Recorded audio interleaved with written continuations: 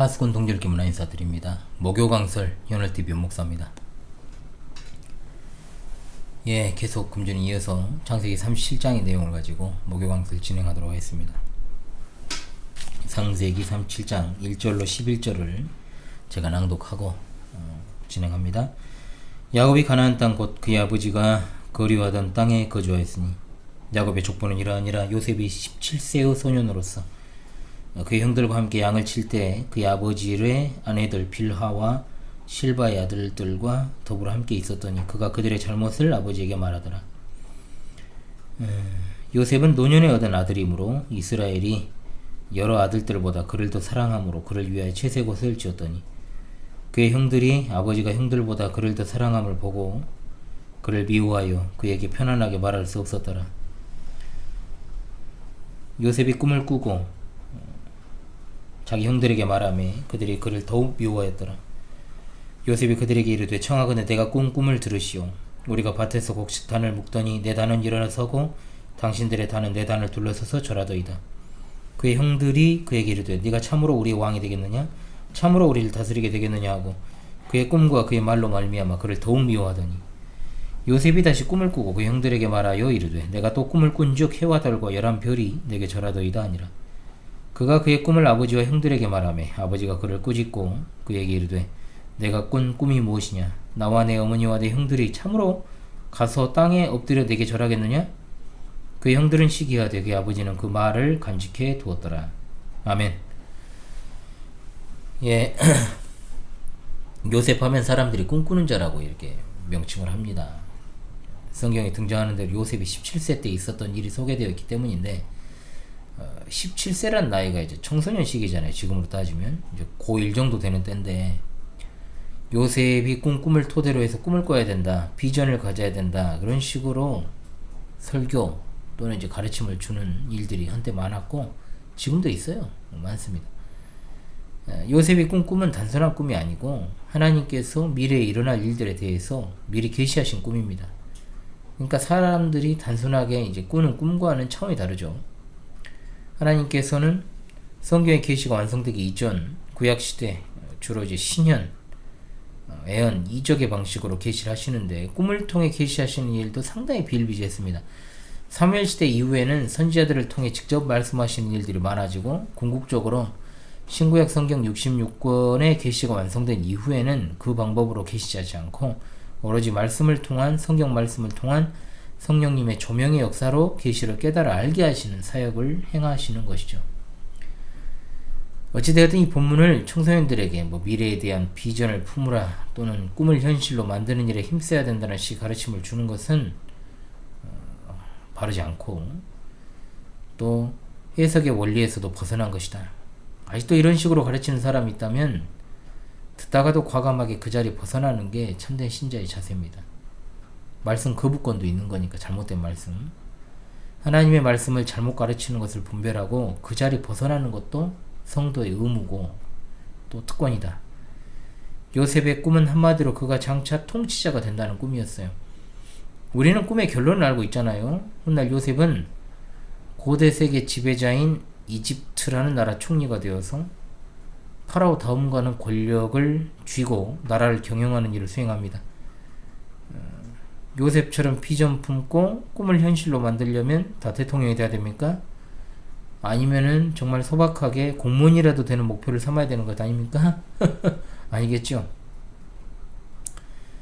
우리가 어린이들이나 자녀들에게 너는 꿈이 뭐냐 이렇게 묻습니다. 그런데 우리가 흔히 꿈과 장래 희망을 혼용해서 사용을 해요. 장래 희망은 말 그대로 희망입니다.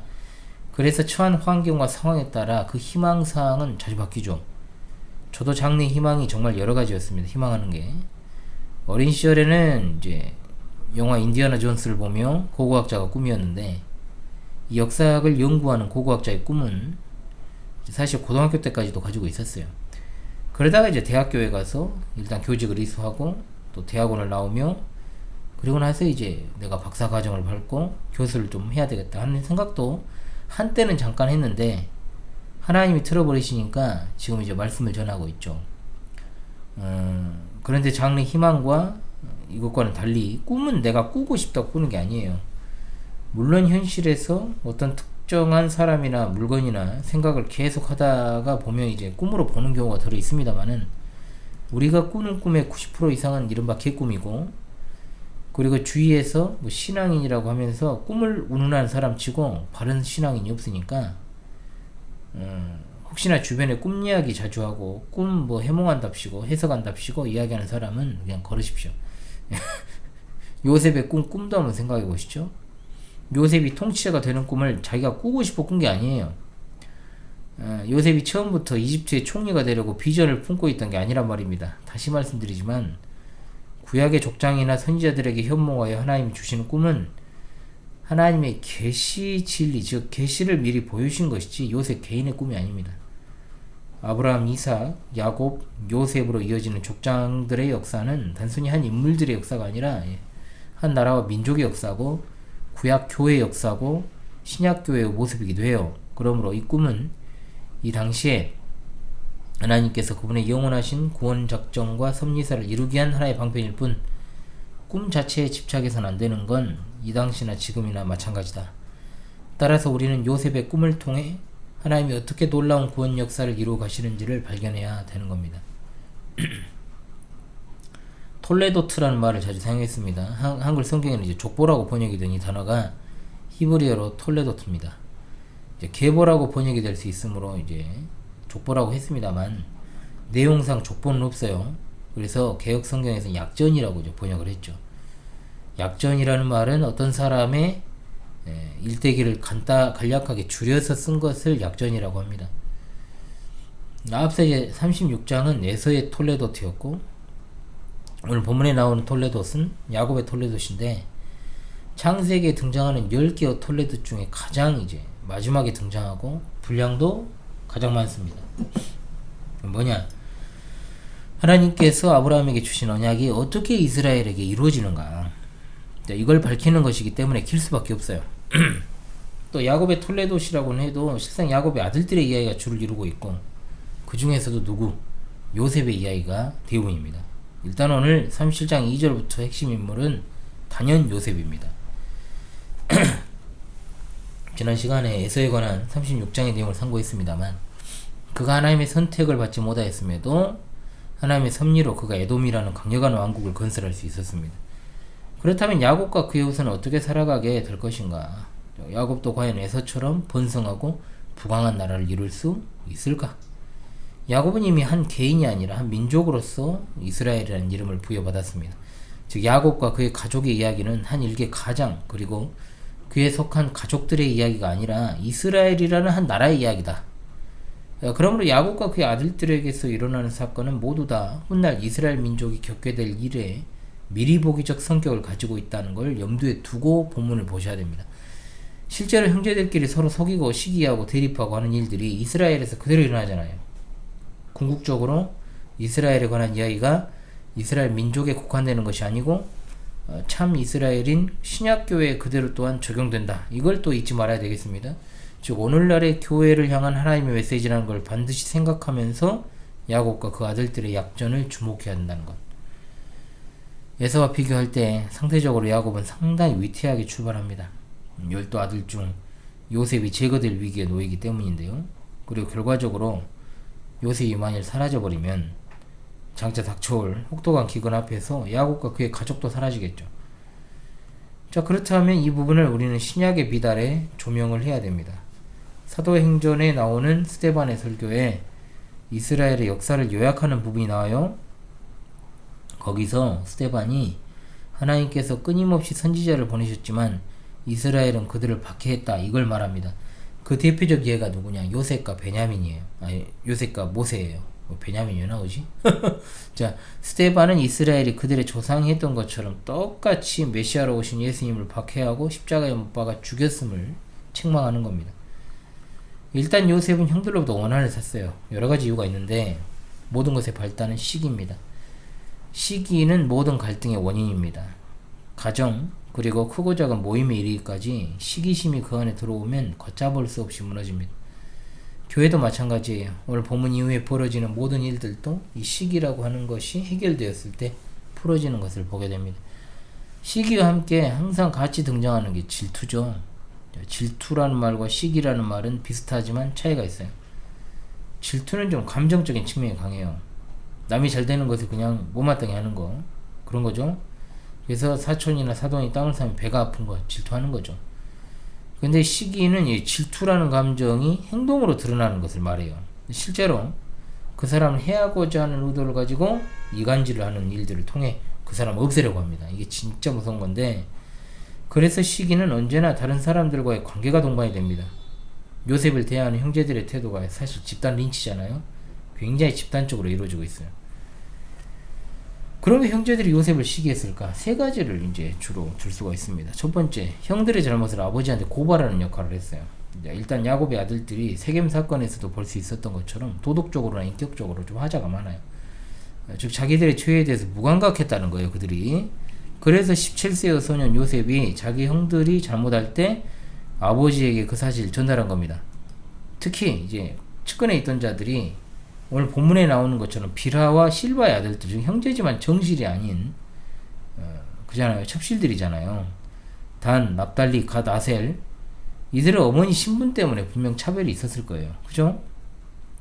그럼에도 올바르질 못하고 또 그 형제들의 과실을 보고 요셉은 아버지에게 고하고, 그러니까 이걸 마치 그냥 표면적으로 생각해가지고 요셉이 일러라 일본 놈 이게 아니고 고자질쟁이가 아니고 이게 아닙니다. 그렇게 생각하면 요셉은 기본적으로 정직하고 성실한 사람이므로 잘못을 보고 그냥 넘어가지 않은 거예요.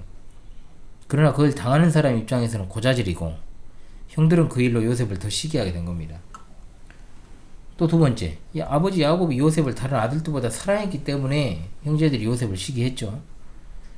요셉은 야곱이 가장 사랑했던 라헬의 자식이고 또 야곱이 늙음하게 얻어서 더 깊이 이제 사랑을 했습니다.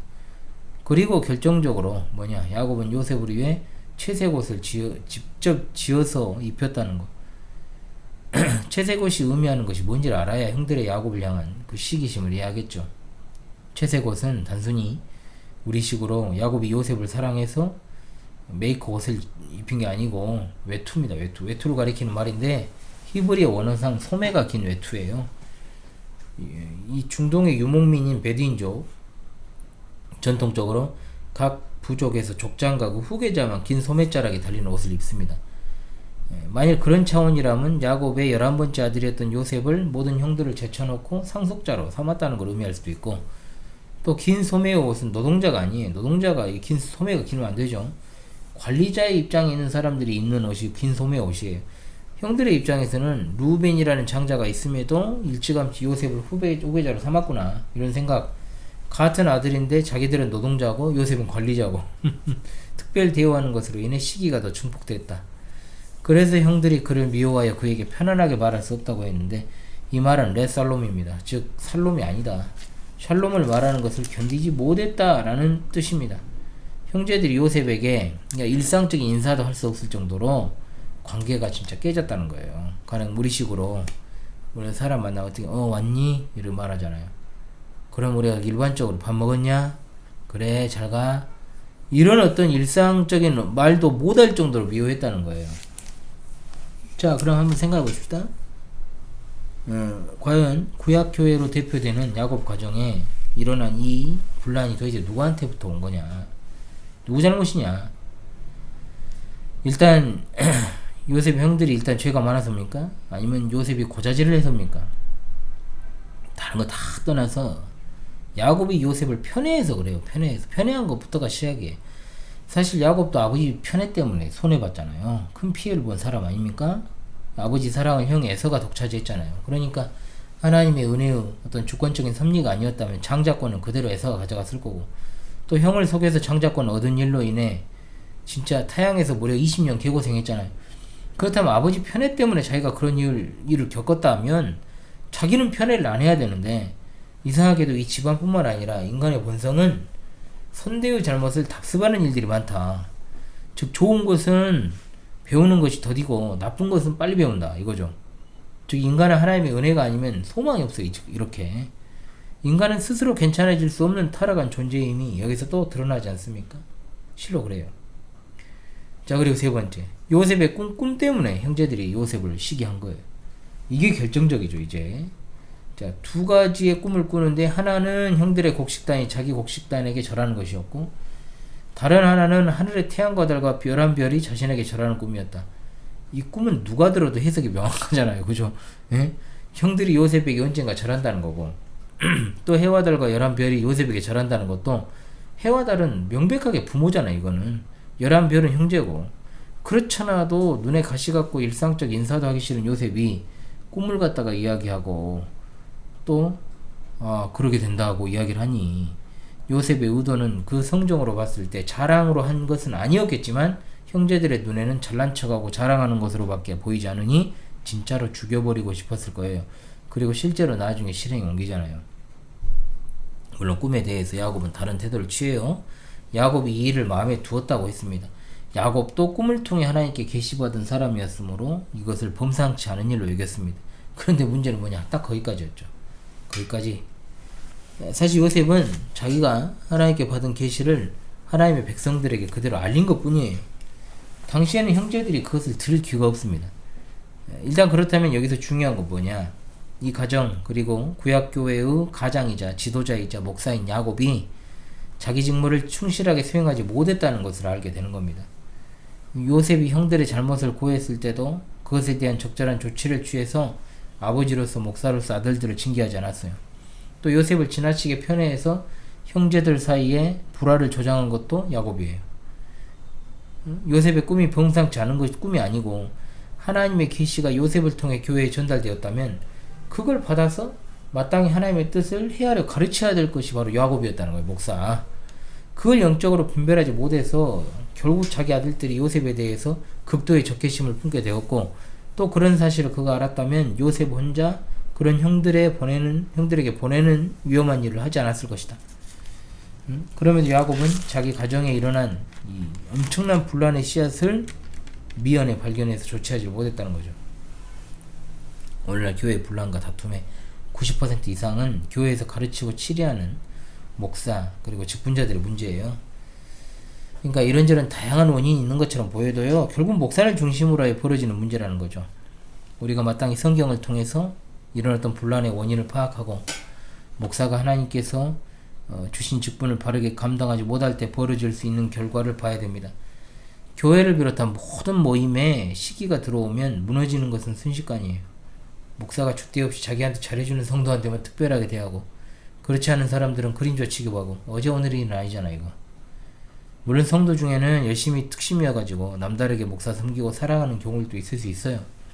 그럼에도 불구하고 목사는 자기한테 주어진 양이 말 그대로 목자장께서 위탁하신 양들이니까 자기 양이 아니고 주님의 양이니까 겸손한 자세로 균형 있게 양들을 대해야 되고, 목사가 특별하게 관심을 쏟아야 될 대상은 오히려 연약한 양이다.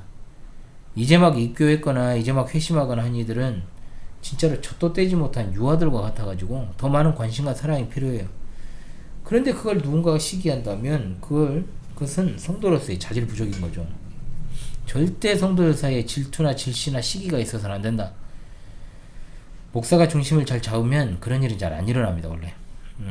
성도들은 말씀을 중심으로 생각하고 판단하는 법을 길러야 돼요. 그렇지 않으면 사실 세상에 있는 공동체하고 별반 다를 바 없게 되어 버립니다. 침묵해 돼 버립니다. 그렇게 변질이 됩니다. 그게 바로 교회예요. 그러니까 교회 안에서 절대로 성도들 간에 편애하면 안 되겠죠. 똑같이 대해야 되겠죠. 가령 우리 교회 상황으로 이야기하면, 똑같이 어떤 잘못이나 어떤 관계에 있어 실수했다. 그 당사자가 나와 어떤 혈연 관계에 있으면 그럴 수도 있지 넘어가고, 피 안 섞인 남이면 뒤에서 욕하고 비난하고, 그런다면 우리가 사실 교회로 모이고 하늘 가지고 운운하는 것 자체가 좀 웃기는 이야기죠. 교회에서 모든 잣대는 똑같이 적용돼야 됩니다. 우리 교회에 여전히 성도들의 남편 그리고 자녀들이 출석하지 않는 이들이 있어요. 아직도 안타깝죠. 그렇다고 해서 그런데 그들이 우리의 비난을 받을 필요는 없다는 거. 예수님 믿는 사람은 사람이고 예수님 안 믿는 사람은 사람도 아닙니까? 만약에 그런다면 우리는 우리 관계 대부분을 잃게 되잖아요. 교회는 교회다 해야 된다. 언제나 하나님의 말씀이 우선시 되어야 한다는 겁니다. 주께서 사랑하시는 우리 파스콘 동지들이시여, 시기라고 하는 것이 나쁜 것임을 알고 있었지만 이토록 교회에 해악을 끼치는 것인가? 독자를 하게 되었습니다. 여러분은 형제들뿐만 아니라 모든 이들에게 시기심을 갖고 있지 않습니까? 물론 두 가지 측면은 있을 수 있어요. 질투와 시기라는 것도 서로에게 관심이 있으니까, 관심이 있으니까 있는 거지, 진짜로 별로 관심도 없고 생각조차 안 한다면 시기는커녕 아무런 생각이 없어요. 교회는 한 몸이기 때문에 서로에게 관심 없는 것도 굉장히 문제인 거예요. 사실은 같은 신앙 고백을 하고 같은 말씀을 보고 또 듣고 같은 성찬의 식탁에 참여하여 하나됨의 고백을 하고 같이 식사를 나누고 공부를 했는데도 서로에게 무관심하면 그거 진짜 심각한 거죠. 어찌되든 하나님께서 요셉의 꿈을 통해 가장 미약해 보이는 자를 가장 크게 들어 쓰시는 것을 보여주십니다. 이스마엘이 아닌 이삭이 언약의 상속자가 되고 에서가 아닌 야곱이 언약의 상속자가 되고 리브가한테는 큰 자가 작은 자를 섬길 것이라고 예언 말씀을 주기도 했죠. 중요한 건 뭐냐? 하나님의 선택입니다. 선택. 물론 우리 교회는 현재 시기심이 생길 만한 관계나 상황도 특별히 없습니다만은 새로운 회원이 추가되면 얼마든지 일어날 수도 있는 일이다. 과거에도 지금은 이제 여기 없지만 연약한 이들을 용납하지 못하는 그런 어떤 모습들도 있었거든요. 그때는 충분히 성숙하지 못했다. 교회 모든 문제는 하나님의 말씀이 중심이냐 그렇지 않느냐에 달려있다라고 하는 것. 당장 새로운 회원이 와서 분위기를 주도하고 또 열심과 특심으로 주님을 섬겨서 그가 다른 어떤 사람보다도 더 빨리 교회에서 중요한 일을 맡게 되었다면 과연 그것을 갖다 나의 일처럼 기뻐할 수 있는가? 그렇지 않고 그것을 못마땅히 하는가? 그런 문제는 우리에게 그런 모습이 없을 것 같아 분명히 있다는 거예요. 절대로 없어야 됩니다. 그런 일이. 교회뿐만 아니라 여러분이 속한 직장과 학교도 마찬가지입니다. 질투나 시기에서 자유로워지십시오. 그렇지 않으면 진짜 비열한 삶, 더 나아가서 비참한 삶을 살게 됩니다. 남과 자신 비교하지 마세요. 기본적으로 비교는 열등한 사람이 하잖아요. 결국 남는 건 뭐냐? 불평과 불만이에요. 하나님의 계시 진리의 말씀을 성령의 조명을 받아서 잘 분별을 해서 하나님의 선택이 나의 유익이라는 것을 직시하시고 그 뜻 안에서 만족하십시오. 무엇보다도 우리는 하나님의 자녀잖아요. 부러울 것이 뭐가 있어요? 우리의 자랑은 그리스도십니다. 그리스도 안에 있는 여러분은 또한 저의 자랑이 되십니다. 우리가 무엇으로 이 귀한 가치를 대신할 수 있습니까? 진리가 주는 자유함을 매일 누릴 수 있기를 간절히 소망합니다. 우리 주인 곧 오십니다. 할렐루야. 아멘. 역시나 엄청나게 피곤하군요. 피곤한 한 주를 보내서 그런 것 같습니다. 218장 늘 녹화할 때는 그렇죠.